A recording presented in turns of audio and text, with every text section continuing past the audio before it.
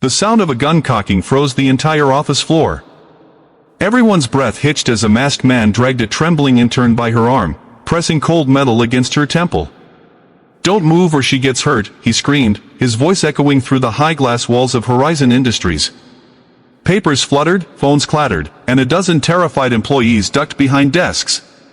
The CEO, Evelyn Ross, stood near her office door, her heart pounding so loud she could barely hear herself think. But in the middle of that chaos, one man didn't panic. A janitor, clad in a faded blue uniform, holding nothing but a mop, slowly raised his eyes toward the gunman. His name was Aaron Cole. And while everyone else trembled, Aaron's gaze was calm, unshaken, even gentle. The attacker noticed him and snarled, "You. Sit down." But Aaron didn't. Instead, he stepped forward, his voice low and steady, "You don't have to do this.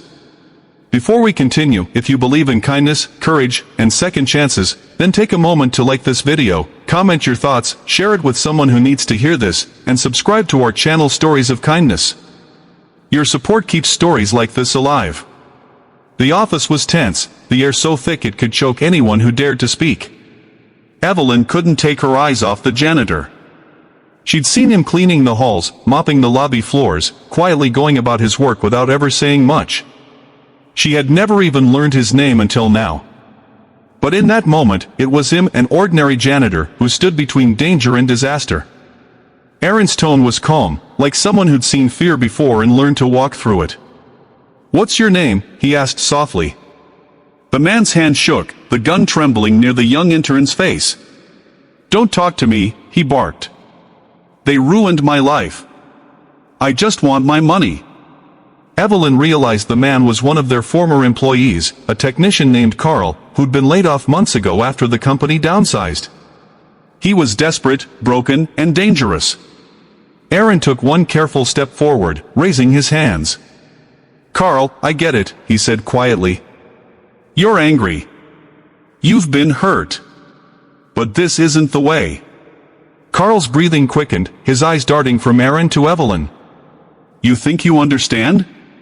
You think you know what it's like to lose everything?" Aaron's jaw tightened slightly, his voice barely above a whisper. "I do." That made Carl pause. The silence that followed was heavier than the noise had been. "My wife died 3 years ago," Aaron said slowly. "Left me with a little girl who asks every night when her mom's coming home. I work here cleaning floors so she can eat and go to school. I know what losing everything feels like, Carl. But hurting someone won't bring it back." Evelyn's throat tightened. She'd never known this about him. The calm way he spoke wasn't fake, it came from pain that had been lived through.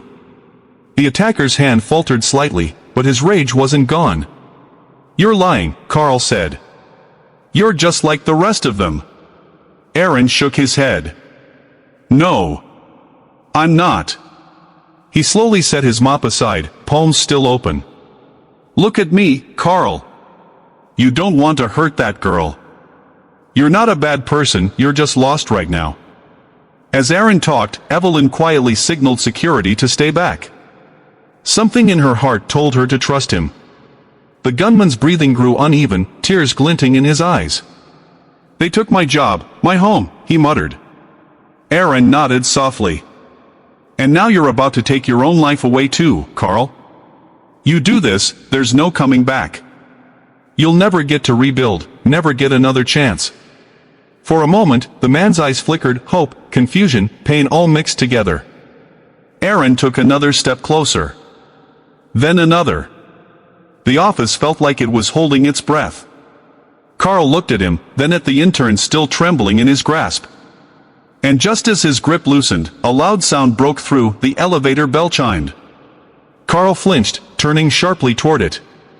In that split second, Aaron moved. He lunged forward, gripping Carl's wrist with surprising strength. The gun went off, the sound deafening.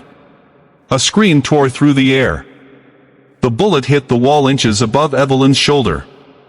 Within seconds, security rushed in, pinning Carl down as the gun clattered across the floor. The intern fell to her knees, sobbing. Aaron stood frozen, breathing heavily, a small cut across his arm from the scuffle. When it was over, everyone stared at him in stunned silence. Evelyn walked toward him, her legs weak. "You saved her," she whispered. Aaron just shook his head, picking up his mop again. "Just did what anyone should do." But Evelyn knew not everyone would have. Most would have run, or hidden. But not him.